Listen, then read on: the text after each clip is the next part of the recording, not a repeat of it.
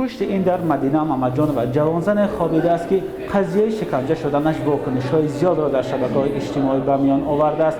اینجا بیمارخانه شفابخش شهر دوشنبه یا معروف به بیمارخانه قریه بالا می باشد. با گفته پزشکان مدینه محمد جان را روز 26 اوگوست در حالت وزنین به این بیمارخانه آوردند و از آن روز یعنی طول قریب 70 روز او هیچگاه به هوش نآمده است. پزشکان صرف نظر از آنکه مأموریت بیمارخانه برای صحبت آنها اجازه دادند، اما از صحبت با ما خودداری کردند و گفتند که صحبت نمی‌کنند. پزشکان تصدیق کردند که آنها را چند مرتبه به مقامات‌های تفتیشاتی دعوت کردند.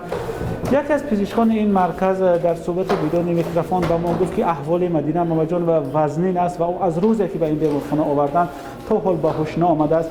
پزشکان تخمین می‌زنند که احتمال او را با سلفن یا پرده پالیاتیلنی یا با یگان چیز دیگر خفگیر کردند و طولی تا 3 دقیقه به معاینه سری مدینه محمد جان و هوا یا کسلرات نرسیده است. پزشکان درباره آینده مدینه محمد جان چیزی نمیگویند، چون گفتند که نامعلوم است که حالت کامل او تا کی دوام میکند. برخی از پزشکان مشورت دادند که تا 6 ماه منتظر میمونند و شاید تا اون مدت مدینه محمد جان به خود بیاید. مدینه محمد جان 32 سال دارد و قضیه شکنجه شدنش واکنش‌های زیاد را در شبکه‌های اجتماعی به میان آورد.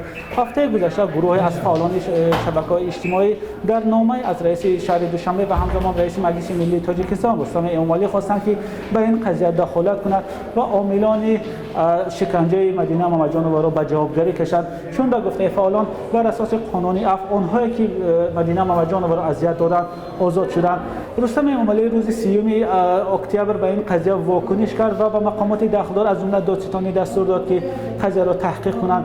دیروز 1 نوامبر در نزد رئیس شهر دوشنبه و همزمان رئیس مجلس ملی یک جلسه ویژه در این باره برگزار شد و در پی آن دادستان شهر دوشنبه اعلام کرد که 2 نفر را بازداشت کردند. اینها عزیزه دولت و لطف‌الله دولت میباشند.